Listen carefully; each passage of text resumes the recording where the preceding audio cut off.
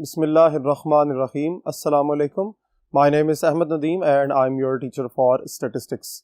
Students, last कुछ lectures में हमने testing of hypothesis for population mean mu के हवाले से understandings built up की थी और फिर उसके बाद हमने difference between population means के हवाले से general procedure को understand किया था. आज हम उसी सिलसिले का एक numerical question understand करेंगे और देखेंगे कि किस तरह उनकी practical implementation हमारे लिए इंपॉर्टेंट है. तो चलिए बोर्ड की तरफ देखते हैं और अपनी अंडरस्टैंडिंग्स को बिल्टअप करते हैं.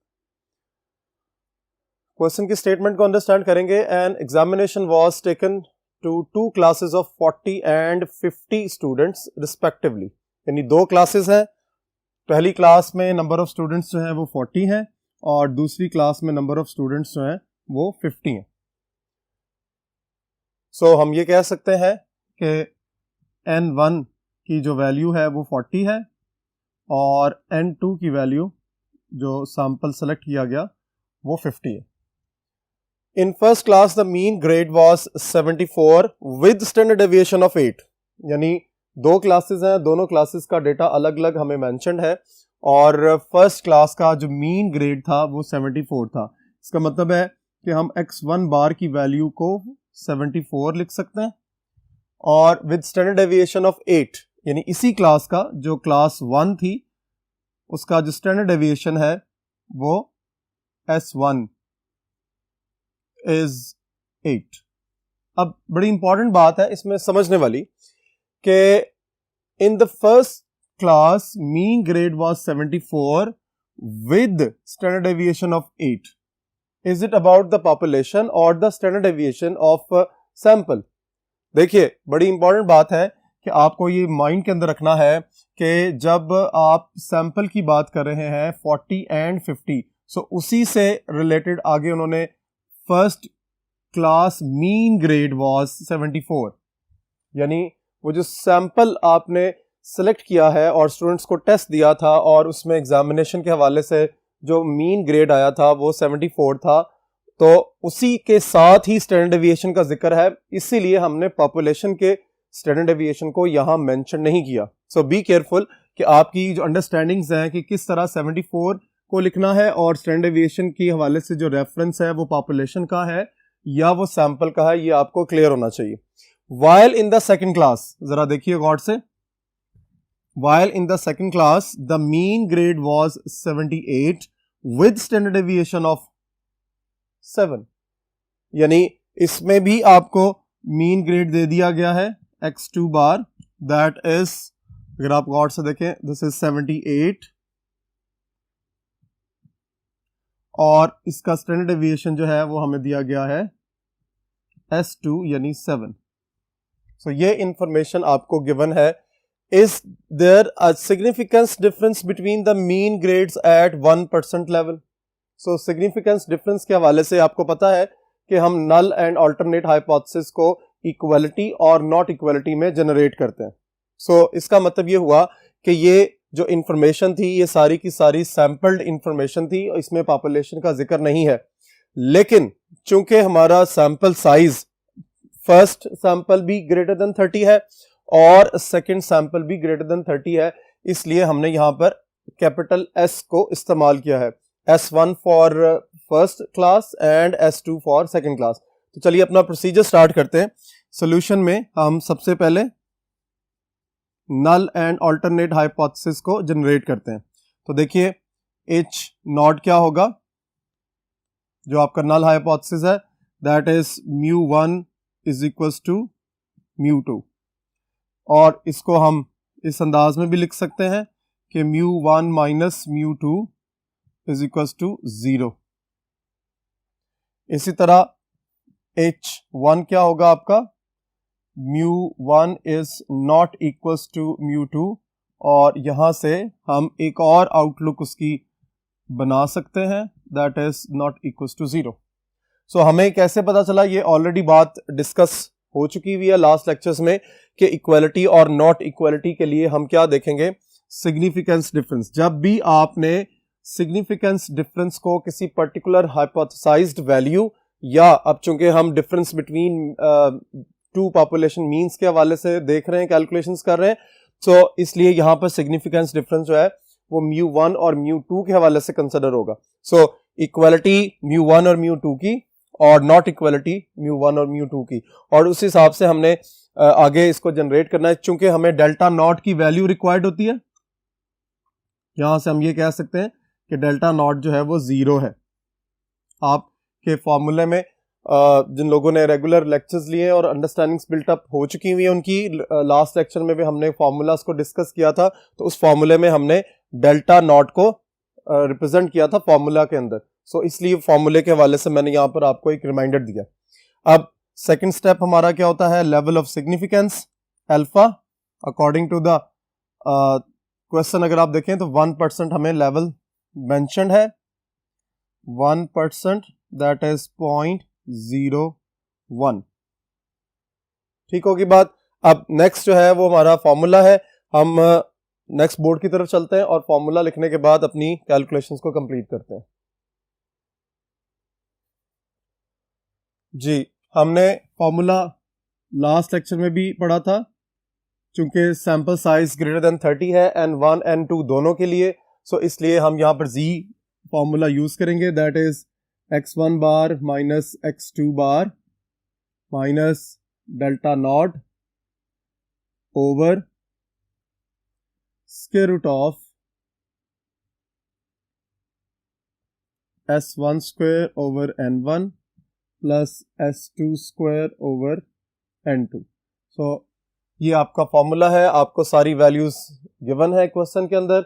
हम जस्ट वैल्यूज को सब्स्टिट्यूट करेंगे और अपने आंसर को वेरीफाई करेंगे, कंप्लीट करेंगे. सो x1 बार की वैल्यू हमारे पास थी 74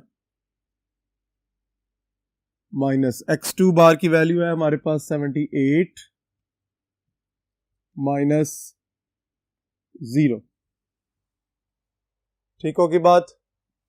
डिवाइडेड बाय S1 की वैल्यू हमारे पास 8 है, तो ये 8 स्क्वायर हो जाएगा, divided by N1 is 40 plus S2 की वैल्यू हमारे पास 7 है, तो 7 स्क्वायर डिवाइडेड बाय 50, और यहाँ स्क्वायर रूट मेंशन हो जाएगा. सो आप कैलकुलेटर निकालिए और कैलकुलेशंस को कंप्लीट कर लेते हैं. 74 माइनस 78 इज -4 डिवाइडेड बाय, तो पहले इसको डिनोमिनेटर को कैलकुलेटर पर कंप्लीट करते हैं. आप लोग भी मेरे साथ वेरीफाई करें. 8 square divided by 40, it is 1.6. सो बेहतर यह है कि आप अपने स्टेप्स को डिवाइड कर दें ताकि कैलकुलेशंस में प्रॉब्लम ना हो. 7 square divided by 50, it is 0.98. जब आप इस पे ऐड करेंगे 1.6 और उसका स्क्वायर रूट ले लेंगे, 1.6 ऐड हो जाएगा और हम इसका स्क्वायर रूट ले लेंगे और फिर ये -4 से डिवाइड कर लिया जाएगा. सो आपके पास फाइनल आंसर जो जनरेट हुआ है दैट इज -2.49. ठीक हो गया. सो -2.49 आपने इसकी जजमेंट करनी है. अब देखिए जी की कैलकुलेशंस कंप्लीट होगी. नेक्स्ट जो हमारे पास स्टेप था वो था क्रिटिकल रीजन. क्रिटिकल रीजन, और वो क्या था जी, ऑलरेडी डिफाइंड है. रिजेक्ट H नॉट इफ, चूंकि हम इक्वालिटी और नॉट इक्वालिटी में देख रहे हैं तो हमारे पास 2 साइडेड क्रिटिकल रीजन अवेलेबल है. हम वन साइड का चूज करेंगे, Z greater than Z1 minus alpha by 2. सो ये आपने कैलकुलेट कर लिया हुआ है. अब 1 माइनस अल्फा बाय 2 की वैल्यू आपको कैलकुलेट करनी है. ऑब्वियसली ये प्रोसीजर आप पहले से कैलकुलेट कर चुके हैं. So 1 minus alpha is equals to 1 minus 0.01, it is 0.99, even आपको ये ज़रा थोड़ा सा माइंड के अंदर रखना है, कैलकुलेशंस को बहुत ध्यान से करना है. It is not like 1 minus alpha by 2. ये प्रोसीजर कंप्लीट रॉन्ग है. आपको ये माइंड के अंदर रखना है, अल्फा बाई 2 अलग है और फिर उसमें से 1 में से उस वैल्यू को हम सब्ट्रैक्ट करेंगे. सो पहले आप अल्फा बाई 2 कैलकुलेट कर लें. 0.01 डिवाइडेड बाय 2, इट इज 0.005. और जब आप 1 में से इसको माइनस करेंगे, 1 minus alpha by 2, it is 0.995. So z1 minus alpha by 2 का मतलब ये है कि z 0.995 की वैल्यू को आपने कैलकुलेट करना है. जब टेबल पे आप इसकी वैल्यू को देखेंगे, दैट वुड बी 2.576. ये टेबल ऑलरेडी हमने चैप्टर नंबर 10 में नॉर्मल डिस्ट्रीब्यूशन में काफ़ी दफ़ा डिस्कस किया हुआ है. इन्हीं कैलकुलेशंस को हमने चैप्टर नंबर 12 में भी किया हुआ है. इसलिए मैं हर क्वेश्चन में रेफरेंस दे देता हूं ताकि आप लोग ये ना सोचें या परेशान ना हो कि भाई ये वैल्यू अचानक कहाँ से आ गई.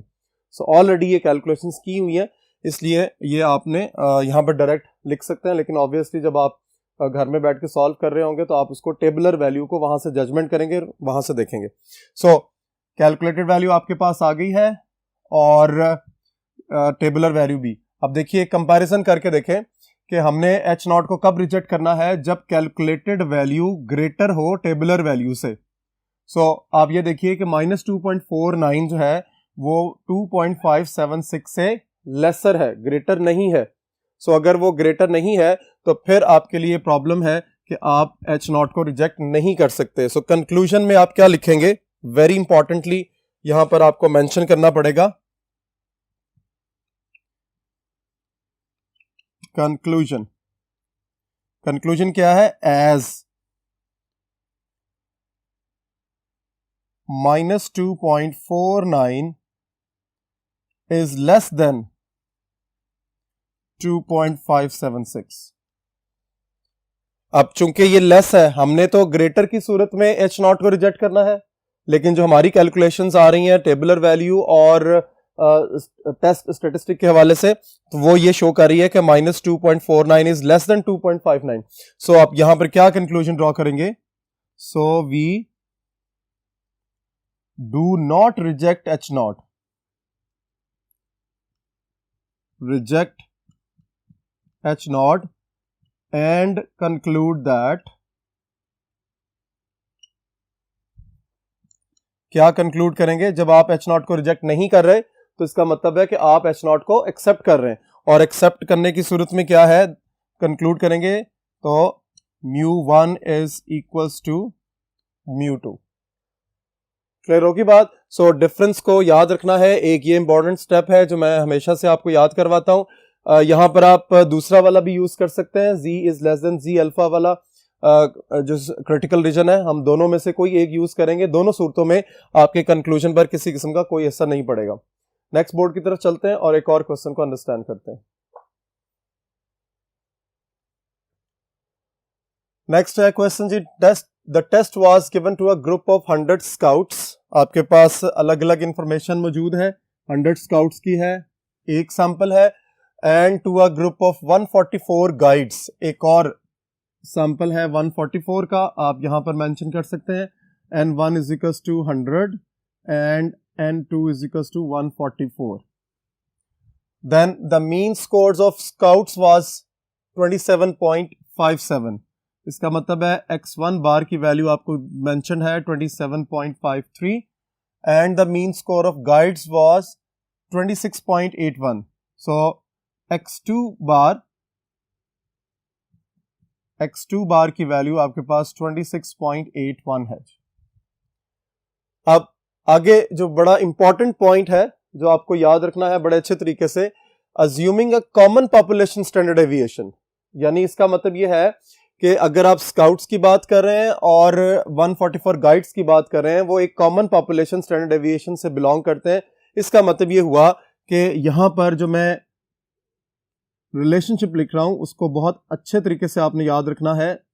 Sigma 1 is equals to sigma 2 and that is equals to 3.48. ये बहुत इंपॉर्टेंट पॉइंट है, ठीक है। कि अगर आपने यहां पे इसको मिस कर दिया तो आपका क्वेश्चन टोटली रॉन्ग है। आपको अंडरस्टैंड करना है कि कॉमन पॉपुलेशन स्टैंडर्ड डेविएशन का मतलब यह है कि जो फर्स्ट आपका सैंपल है वो जिस पॉपुलेशन से बिलोंग करता है वो सिग्मा 1 होगा, और जो सेकंड आपकी सैंपल है, जो गाइड्स का सैंपल है, वो जिस पॉपुलेशन से बिलोंग करते हैं उस पॉपुलेशन का स्टैंडर्ड डेविएशन सिग्मा 2 है। लेकिन क्वेश्चन में चूंकि हमें ये कह दिया गया है कि ये कॉमन पॉपुलेशन स्टैंडर्ड डेविएशन है, इसका मतलब है फर्स्ट सैंपल की पॉपुलेशन का स्टैंडर्ड डेविएशन और सेकंड सैंपल की पॉपुलेशन का स्टैंडर्ड डेविएशन, दोनों के स्टैंडर्ड डेविएशन सेम है, इसलिए हमने यहां पर ये मेंशन कर दिया। सो ये चीज फॉर्मूले में भी इसी अंदाज में पुटअप की जाएगी। सो आगे चलते हैं सोल्यूशन की तरफ। हमें 5% लेवल ऑफ सिग्निफिकेंस दे दिया गया है। सो सोल्यूशन में आगे की तरफ बढ़ेंगे। सबसे पहले H0 लिखेंगे, 5% लेवल ऑफ सिग्निफिकेंस के बाद whether the scout performance in the test was better than the guides. अब याद रखना है कि जो स्काउट्स थे इसको हमने सैंपल 1 कहा है और जो गाइड्स थे इसको सैंपल 2 कहा है। अब वो ये कह रहे हैं कि सैंपल 1 की जो परफॉर्मेंस है वो सैंपल 2 से बेटर है, बेहतर है। तो इसका मतलब ये हुआ कि आपका जो रिसर्चर हाइपोथेसिस है वो क्या बनेगा, μ1 is greater than μ2। The most important point, देखिए हर क्वेश्चन में कोई ना कोई एक ऐसा हिंट या लिंक होता है कि जिसकी वजह से आपको अंदाजा होता है कि आपका क्वेश्चन किस अंदाज में मूव करेगा और आपका नल एंड अल्टरनेट हाइपोथेसिस किस तरह जनरेट होगा, और उसी हिंट को आपने अच्छे तरीके से अंडरस्टैंड करना है डिफरेंट क्वेश्चंस में। सो बी केयरफुल कि ये μ1 ग्रेटर देन μ2 क्यों लिखा गया है, क्योंकि इसमें कहा गया है कि जिस स्काउट की परफॉर्मेंस जो है वो बेटर है गाइड से। स्काउट्स को चूंकि 1 कहा गया था इसलिए हमने μ1 को ग्रेटर देन μ2 कह दिया। अगर क्वेश्चन चेंज हो जाता है, स्लाइट सा चेंज आता है और वो यहां पर स्काउट्स की जगह गाइड्स लिख देते हैं, तो फिर आप क्या लिखोगे, μ2 इज ग्रेटर देन μ1। सो इस तरह आपको ये अंडरस्टैंडिंग्स बिल्टअप करनी है। अब अगर आपका H1 जो है यानी नल अल्टरनेट हाइपोथेसिस μ1 ग्रेटर देन μ2 है, तो फिर इसका मतलब है आपका H0 जो है μ1 इज लेस देन और इक्वल्स टू μ2 होगा। इसी चीज को हम ऐसे भी लिख सकते हैं, μ1 is less than μ1 minus μ2 is less than और equals to 0 and μ1 minus μ2 is greater than 0। So इसका मतलब है यहां से आपके डेल्टा नॉट की वैल्यू जो है वो 0 आपको मिल गई है। अब दूसरा स्टेप है level of significance, that is 5%, जिसको आप 0.05 लिख सकते हैं। तीसरा इंपॉर्टेंट स्टेप है टेस्ट स्टेटिस्टिक।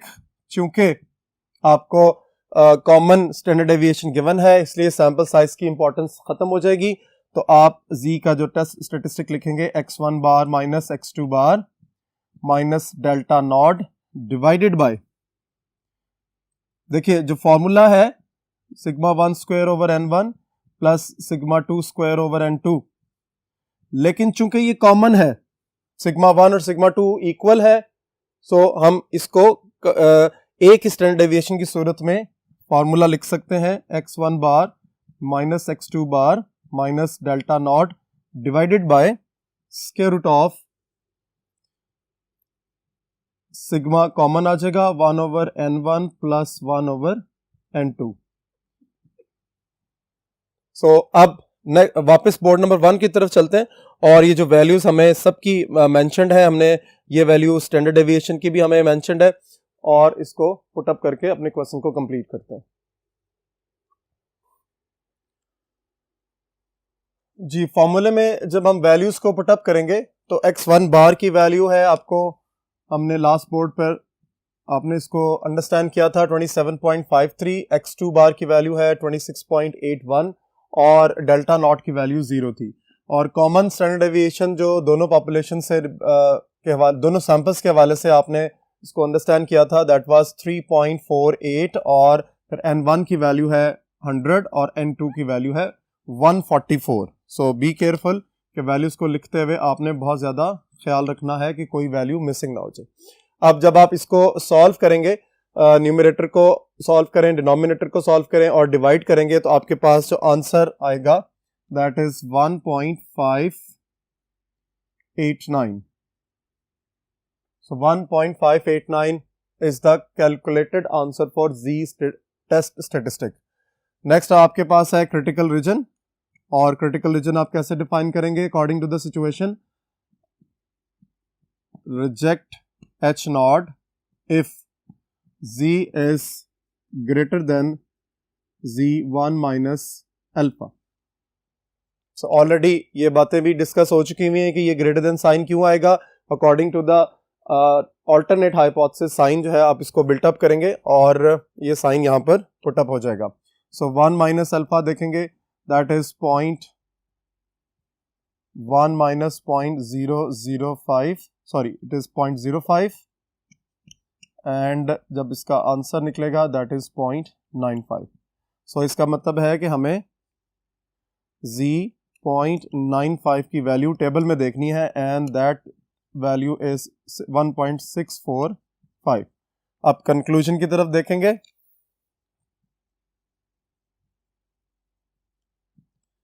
कंक्लूजन देखिए, कंक्लूजन क्या है कि हमने H नॉट को कब रिजेक्ट करना था? जब हमारी जो कैलकुलेटेड वैल्यू है वो टेबुलर वैल्यू से बड़ी हो जाए. तो आप जरा गौर से देखिए कि 1.589 इज लेस देन 1.645. सो इसका मतलब है कि हम यहां पे ये लिखेंगे एज 1.589 इज लेस देन 1.645.